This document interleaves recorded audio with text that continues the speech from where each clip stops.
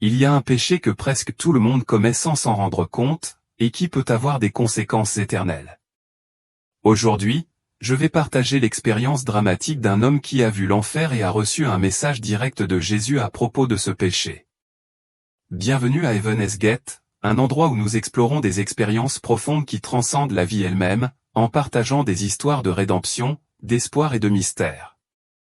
Je suis Emmanuel, et si vous ne l'avez pas encore fait, je vous invite à vous abonner et à continuer ce voyage avec nous.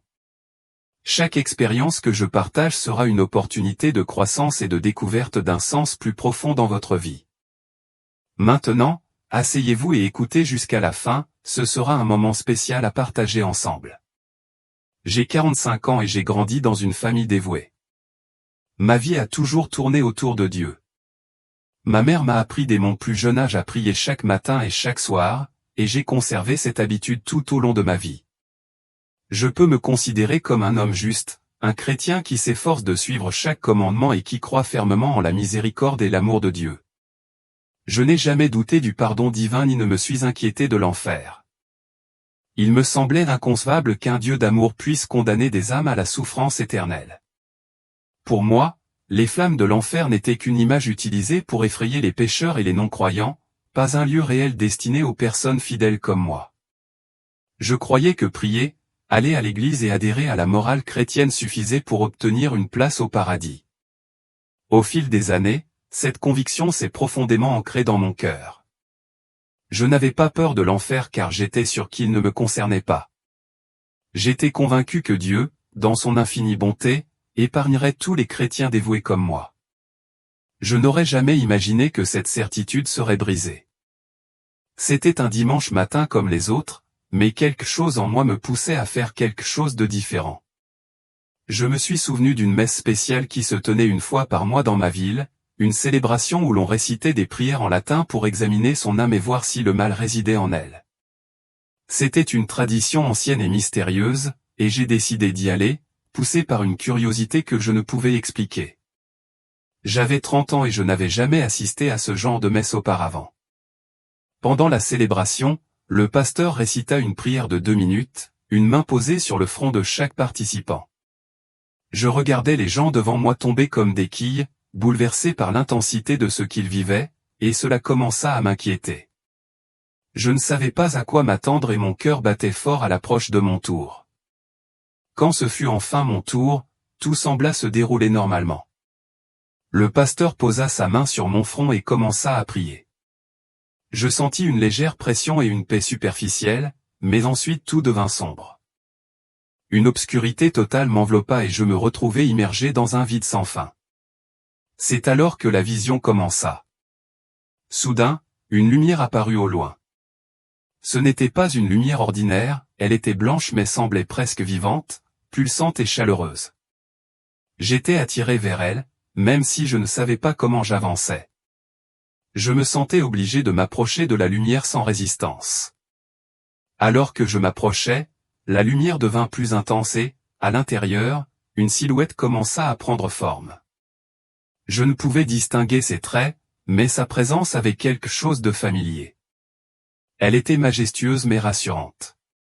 La peur que j'avais ressentie dans l'obscurité se transforma lentement en curiosité. « John », entonna la silhouette, d'une voix grave mais apaisante, « le temps est venu pour toi d'affronter ce que tu as choisi de nier depuis longtemps. » Ces mots résonnèrent en moi, résonnant dans tout mon être, chaque syllabe transperçant mon esprit d'une clarté troublante.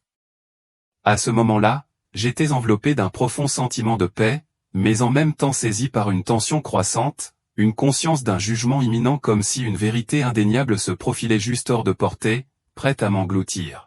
« Tu n'as jamais accepté la réalité de l'enfer », continua la voix, inébranlable dans sa résolution.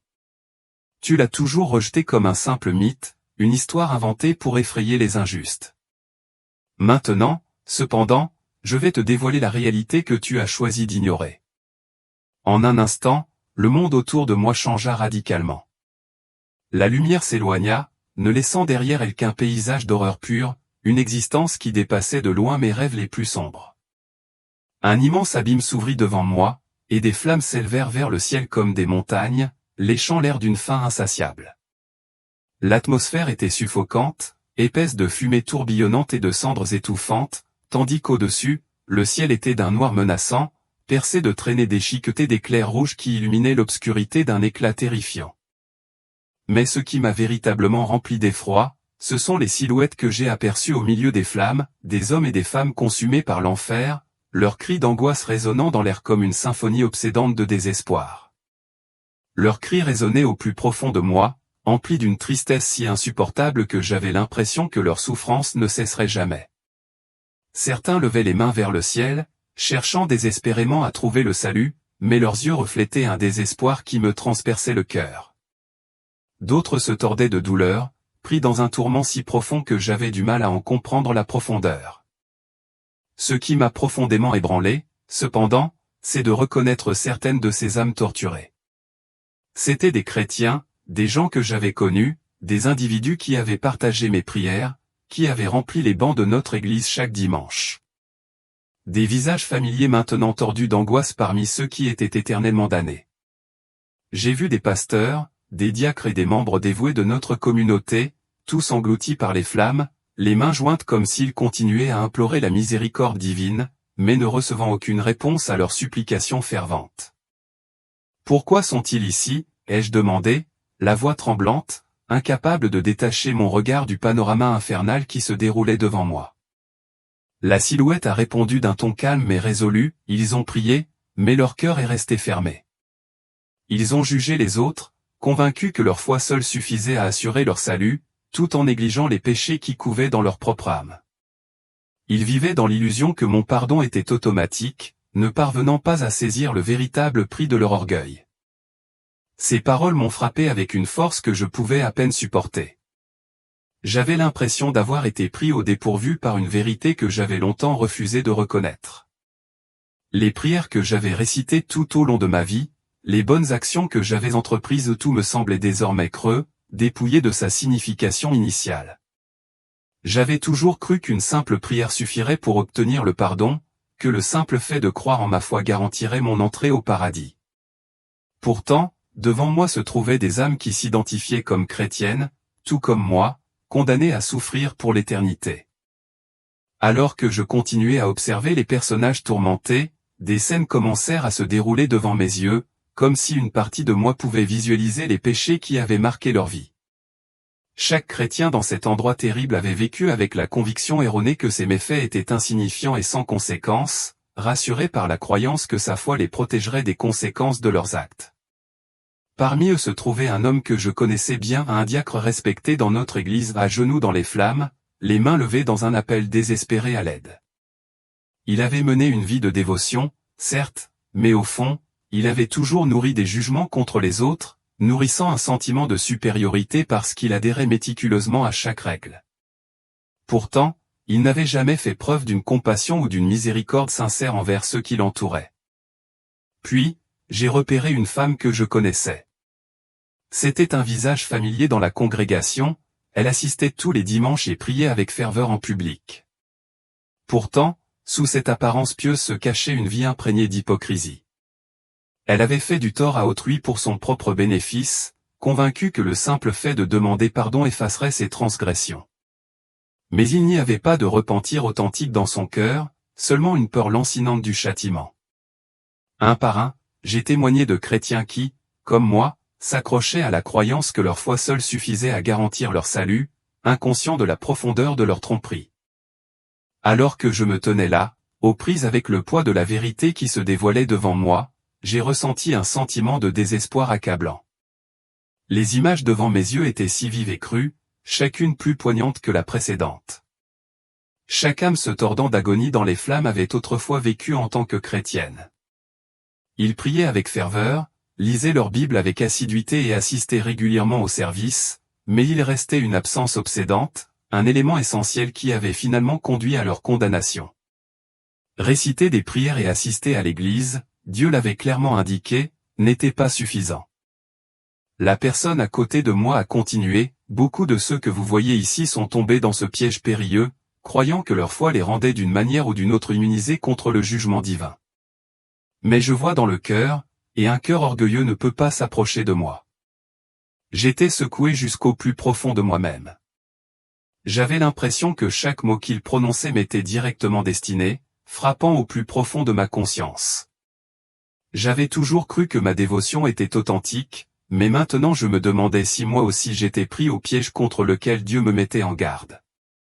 Comment puis-je éviter de tomber dans cette tentation, demandai-je, la voix tremblante d'un mélange de peur et d'incertitude. Comment puis-je être sûr que je ne vis pas dans l'orgueil? Le silence qui suivit pesa lourd dans l'air comme si le poids de ma question exigeait une réflexion sérieuse. Finalement, Dieu répondit, l'humilité est la clé, John. C'est l'humilité de reconnaître tes imperfections, la compréhension que tu as besoin de mon pardon chaque jour, pas seulement en parole mais du plus profond de ton cœur. C'est l'humilité de ne pas t'élever au-dessus des autres, de t'abstenir de juger et d'embrasser plutôt l'amour pour tous, comme je te l'ai enseigné. Par-dessus tout, vis avec la conscience constante que tu n'es peut-être pas digne de ma grâce, car, en vérité, personne ne l'est. Aucun homme, aussi dévoué ou pieux soit-il, ne peut se sauver lui-même. Ces paroles percèrent mon doute, m'offrant une voie à suivre, mais le poids de cette nouvelle compréhension pesait lourdement sur moi. Les larmes ont commencé à couler dans mes yeux alors que la gravité de ma situation s'imposait. L'idée de vivre avec la conscience perpétuelle d'être en équilibre entre le salut et la damnation m'emplissait d'une profonde terreur. Pourtant, parallèlement à cette peur, je me rendais douloureusement compte de ma propre cécité. Jusqu'à ce moment, j'avais traversé la vie sans vraiment remettre en question ma foi, sans jamais douter qu'elle était suffisante pour assurer ma place au paradis. Avec cette prise de conscience encore fraîche dans mon esprit, Dieu m'a guidé vers une autre partie de l'enfer. Ici, les flammes ne brûlaient pas aussi intensément ou aussi visiblement que dans la zone précédente que je venais de quitter. Au lieu de cela, elles étaient plus subtiles, tapies dans l'ombre, mais la douleur ressentie dans cet endroit était tout aussi insupportable. Ce royaume était réservé aux chrétiens qui avaient vécu avec présomption et arrogance, convaincus que leur foi les rendait supérieurs aux autres. C'était un tout autre genre d'enfer, où le tourment n'était pas seulement physique mais aussi profondément spirituel. Dans cet espace hanté, j'ai vu des âmes condamnées à revivre perpétuellement leur vie, chaque action, chaque pensée fugace se répétant dans un cycle sans fin. Leur tourment était amplifié par une conscience implacable des innombrables occasions qui leur avaient été accordées de se repentir, mais qu'ils avaient choisi de gâcher. Chaque chrétien ici portait le poids éternel de savoir à quel point il avait été proche du salut, pour ensuite s'en détourner à cause de son propre orgueil. Leurs cris transcendaient la simple douleur physique, résonnant avec une profonde agonie spirituelle, un remords qui les consumait de l'intérieur. Parmi la foule d'âmes désespérées, j'ai vu des individus essayant avec ferveur de se repentir, leurs supplications résonnant dans l'air, mais tout cela était vain. Le jugement avait déjà été rendu, ils étaient désormais irrévocablement condamnés à endurer un tourment éternel. Alors que je m'approchais, un vieil homme a attiré mon regard. Ses yeux, remplis d'un mélange de tristesse et de désespoir, semblaient pénétrer mon âme. « J'étais autrefois comme toi », confessa le vieil homme, la voix rauque et empreinte de souffrance. Je croyais être sauvé. Je pensais que ma foi suffisait à elle seule. Mais je jugeais les autres, vivant dans l'illusion que j'étais supérieur parce que je priais tous les jours et que je respectais la loi de Dieu. Je comprenais les Écritures, mais je ne voyais pas ce que je reconnais maintenant en elles, ma propre nature critique. J'ignorais mes propres défauts, tenant pour acquis que Dieu me pardonnerait, quelles que soient mes lacunes. Les cris des damnés résonnaient autour de nous, transperçant mon cœur de leur angoisse obsédante. Je regardais leurs visages, déformés par la douleur, cherchant désespérément une lueur d'espoir, mais il n'y en avait pas. Ils étaient irrémédiablement piégés dans un tourment éternel. Les flammes qui les entouraient ne consumaient pas leur corps ni ne les réduisaient en cendres, au contraire, elles semblaient alimenter un cycle sans fin de souffrance, un tourment qui ne cesserait jamais. Tandis que je continuais à regarder autour de moi, mon attention fut attirée par un homme particulier que je reconnaissais trop bien. C'était un prédicateur, une personnalité qui avait toujours parlé avec passion de l'amour et de la grâce de Dieu. Il avait conduit d'innombrables personnes à la foi, les guidant avec ferveur et conviction. Pourtant, maintenant, il se tenait au milieu des flammes, son visage gravé d'une expression d'horreur éternelle. Des souvenirs me revinrent de la façon dont il s'était vanté de ses bonnes actions dans la vie, de la façon dont la congrégation l'avait vénéré pour sa piété et son zèle. Même lui, répondit la voix à côté de moi, lourde de tristesse. Car malgré toutes ses bonnes œuvres, il y avait un profond manque d'humilité dans son cœur. Il prêchait l'amour, mais vivait dans le jugement, condamnant silencieusement ceux qui n'adhéraient pas à ses normes, convaincu de sa propre supériorité. Il ne recherchait pas mon pardon mais désirait ardemment la satisfaction passagère que procurait l'adoration des hommes. Cette prise de conscience me fit frissonner, me rappelant avec horreur à quel point l'orgueil peut facilement nous égarer. Ce mot me frappa comme un coup de fouet, me coupant le souffle. Combien de fois avais-je jugé les autres en silence, convaincu de ma propre supériorité simplement parce que je priais tous les jours et suivais la loi de Dieu telle que je la comprenais? Alors que je continuais à marcher parmi ces âmes tourmentées, je me retrouvais incapable de détourner le regard de la scène obsédante qui m'entourait. Je voyais les visages d'individus qui avaient vécu une vie de luxe, utilisant leur foi comme façade pour masquer leurs péchés cachés. Certains étaient d'éminents chefs religieux, tandis que d'autres étaient des gens ordinaires, mais ils partageaient tous un destin commun. Chacun avait commis la même grave erreur, ils avaient succombé à l'illusion de la sécurité que leur offrait leur foi, croyant que la simple croyance suffisait pour le salut. L'orgueil est un poison pour l'âme. Le poids de cette prise de conscience emplit à nouveau mes yeux de larmes. L'idée de vivre perpétuellement à la limite du salut et de la damnation était terrifiante. Pourtant, à ce même moment, je me rendis compte à quel point j'avais été profondément aveugle.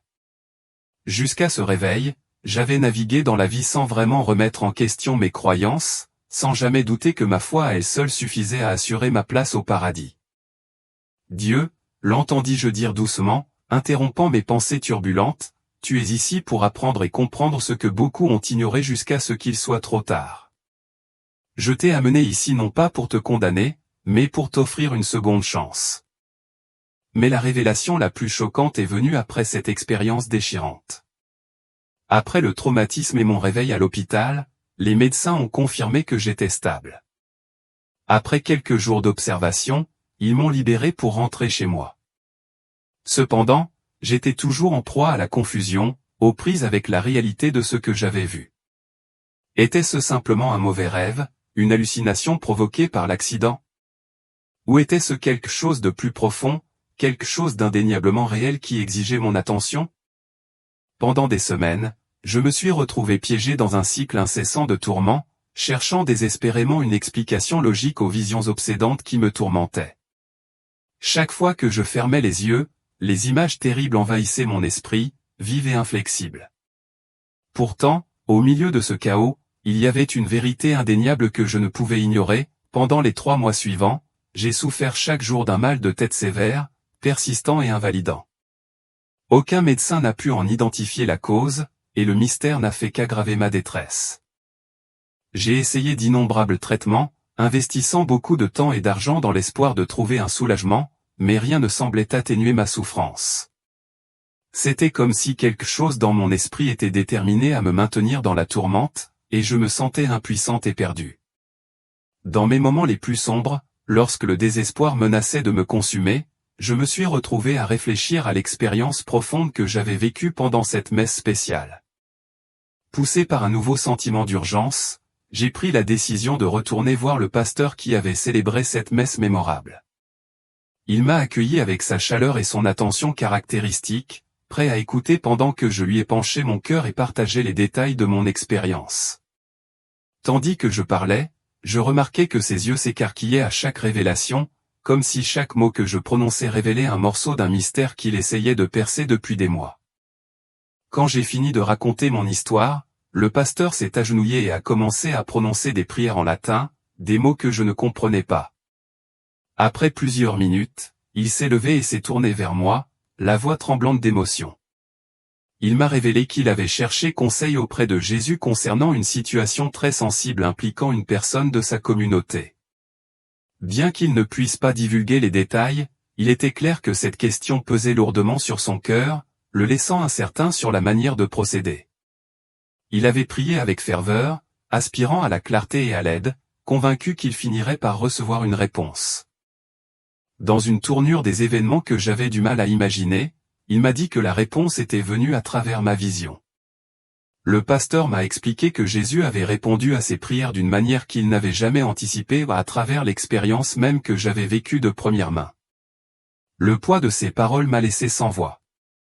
Non seulement ce dont j'avais été témoin était indéniablement réel, mais cela avait également servi de message divin, un signe que Jésus avait choisi de communiquer à travers moi pour aider quelqu'un dans le besoin. Cette prise de conscience m'a rempli d'un mélange d'émerveillement et de détermination, transformant ma confusion en un sentiment renouvelé de clarté. Mais la chose la plus incroyable s'est produite immédiatement après. En sortant de l'église, une vague de prise de conscience m'a submergé, le mal de tête incessant qui me tourmentait depuis 3 longs mois avait disparu comme s'il n'avait jamais existé. Je l'ai remarqué instantanément, presque comme si quelqu'un avait délicatement arraché une épine de ma tête. Un soulagement indescriptible m'a enveloppé, un sentiment semblable à celui de me libérer enfin d'un poids pesant qui m'entraînait vers le bas. À ce moment-là, j'ai compris que quelque chose de bien plus grand était à l'œuvre, quelque chose que je ne pouvais plus ignorer.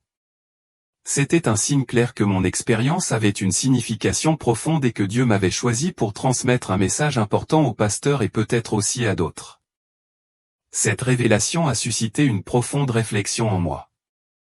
J'ai commencé à comprendre que Jésus nous envoie des messages de multiples façons, dont beaucoup ne sont pas immédiatement saisissables. Parfois, ces messages arrivent sous forme de signes subtils, parfois, ils se manifestent sous forme d'expériences puissantes qui nous secouent jusqu'au plus profond de nous-mêmes. Pourtant, l'essence du message reste la même, nous devons être attentifs, disposés à écouter et conscients de la personne à qui ces messages sont destinés. Ils ne sont pas seulement pour notre bien, mais aussi pour ceux qui en ont désespérément besoin. Nous sommes tous appelés à être des messagers et nous devons garder une foi inébranlable en lui, il existe, il écoute et il nous guidera vers le salut. Même maintenant, des années plus tard, alors que je réfléchis à ces événements extraordinaires, je me retrouve sans voix. J'ai fini par comprendre que nous sommes tous appelés à être des instruments de Dieu et que notre foi s'étend au-delà de l'individuel, c'est, en fait, une mission. Chaque jour nous présente le potentiel de recevoir des messages qui pourraient transformer la vie de quelqu'un. Nous devons accepter cette conscience, être prêts à recevoir et à partager ces paroles avec ceux qui en ont besoin.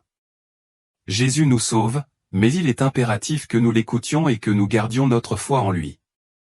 Au cours de ce voyage, j'ai appris que nos vies peuvent être des canaux de communication divine et qu'en embrassant notre rôle de messager, nous accomplissons le but pour lequel nous avons été créés. Si quelqu'un a vécu des expériences similaires, ou si vous avez reçu une vision différente qui peut enrichir ce message, je vous invite à partager vos idées dans les commentaires. Peut-être que votre histoire peut inspirer d'autres personnes qui luttent, et ensemble nous pouvons témoigner de la puissance profonde et de la vérité de notre foi. Chaque témoignage est un fil dans la tapisserie de l'œuvre de Dieu dans nos vies, et chaque expérience partagée peut élever et encourager ceux qui sont dans le besoin. Je sais que beaucoup d'entre vous qui m'écoutent peuvent porter le poids de la peur concernant l'enfer, se demandant si votre foi est suffisamment forte ou sincère. C'est une pensée décourageante, qui peut facilement dégénérer en incertitude et en anxiété. Je comprends trop bien ce que signifie vivre sous de telles ombres. Cependant, je tiens à vous rassurer, nous ne devons pas aborder notre foi à travers le prisme de la peur, mais plutôt à travers l'espoir et l'amour. La première étape pour éviter l'enfer est de cultiver l'honnêteté en nous-mêmes et avec Dieu. Il ne suffit pas de réciter des prières ou d'adhérer à des rituels, nous devons vraiment ouvrir notre cœur, reconnaître nos fautes et demander pardon avec une humilité authentique. Cela nécessite d'admettre notre besoin constant de l'amour et de la miséricorde de Dieu chaque jour. La foi n'est pas seulement une certitude à laquelle s'accrocher, c'est un chemin de croissance et de découverte. Nous pouvons toujours corriger notre trajectoire si nous reconnaissons que nous nous sommes égarés. Je vous encourage à vous engager dans de petits actes d'humilité et d'amour chaque jour. Résistez à l'envie de juger les autres et efforcez-vous plutôt de comprendre leur lutte et leur point de vue. Évitez le piège de croire que vous êtes meilleur que les autres simplement parce que vous suivez certaines règles. Au lieu de cela, travaillez avec diligence pour incarner la bonté et la miséricorde dans toutes vos interactions. priez non seulement avec vos paroles mais avec la sincérité de votre cœur, en vous rappelant que Dieu voit au-delà des façades que nous présentons souvent au monde. Il reconnaît notre véritable moi, nos luttes authentiques et nos désirs sincères. En cultivant cette relation authentique avec lui, nous pouvons parcourir notre chemin de foi avec confiance, ancré dans l'amour et l'espoir plutôt que dans la peur. Acceptons notre appel à être des instruments de sa paix et des messagers de sa vérité, en nous soutenant les uns les autres alors que nous parcourons ce chemin ensemble. Chaque fois que nous offrons de l'aide à quelqu'un dans le besoin, que nous pardonnons une offense ou que nous tendons la main sans rien attendre en retour, nous nous rapprochons de la lumière de Dieu et nous nous éloignons des ombres des ténèbres. Pour ceux qui doutent de leur foi, je veux que vous sachiez que Dieu est toujours prêt à pardonner, toujours prêt à nous accorder un nouveau départ. Il suffit d'une demande sincère de votre cœur. Vous n'avez pas besoin d'être parfait, l'authenticité est ce qui compte vraiment. Vivez chaque jour avec amour et humilité, et vous aurez fait le premier pas crucial vers son royaume. Ne laissez pas la peur de l'enfer vous paralyser, au contraire, laissez l'espoir de son amour inébranlable vous guider chaque jour. Merci beaucoup d'être resté avec nous jusqu'à la fin de ce message. Si vous avez trouvé cette vidéo significative, je vous encourage à la partager avec 2 amis chrétiens. Ce faisant, vous recevrez non seulement une bénédiction, mais vous contribuerez également à diffuser la parole transformatrice de Dieu. Si vous n'êtes pas encore abonné à la chaîne, je vous invite à le faire et à activer les notifications. De cette façon, vous ne manquerez rien du contenu inspirant que nous publions plusieurs fois par semaine. J'ai hâte de vous voir bientôt dans la prochaine vidéo, où nous continuerons à explorer et à grandir dans notre foi ensemble.